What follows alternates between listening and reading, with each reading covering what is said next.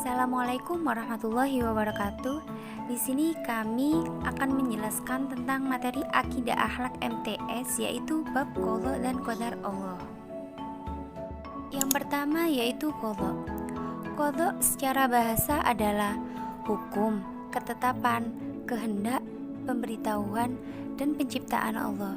Sedangkan secara istilah yaitu ketetapan Allah sejak zaman azali sesuai dengan kehendaknya.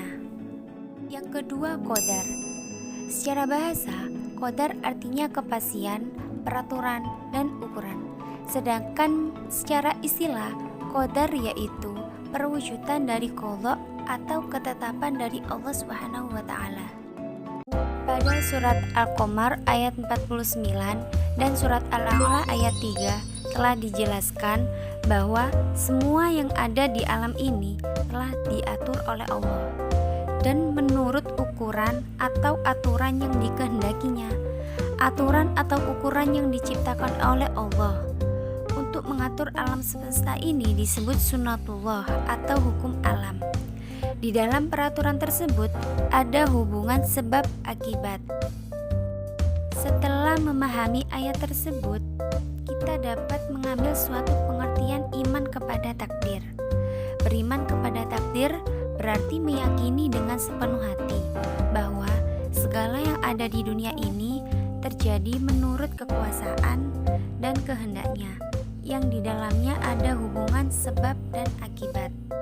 Yang selanjutnya adalah iman kepada qadha dan qadar Allah, yaitu dengan meyakini sepenuh hati bahwa semua yang terjadi atas makhluk ini adalah merupakan ketentuan, ketetapan, dan kehendak dari Allah Subhanahu wa taala.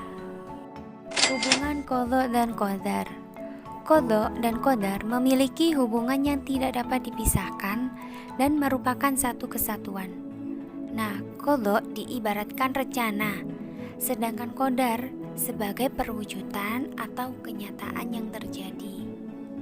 Contoh qadha: 1. Adanya pergantian siang dan malam.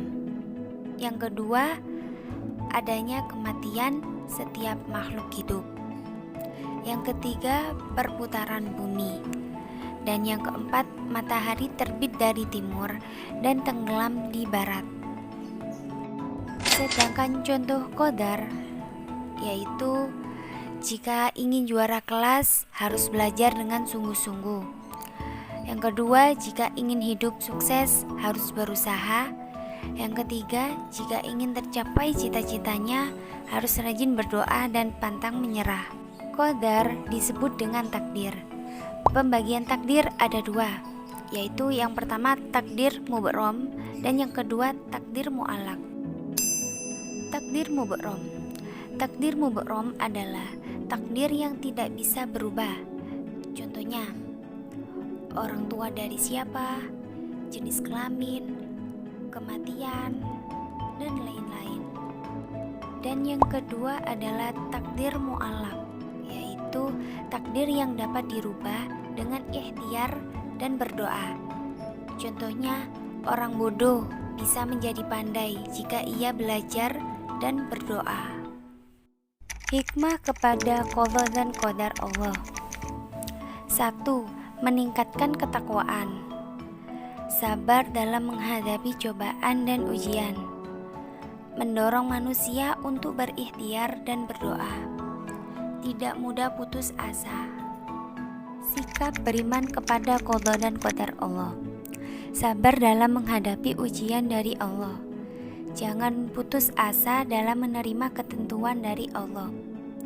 Mendorong manusia untuk berikhtiar dan berdoa dalam meraih cita-citanya.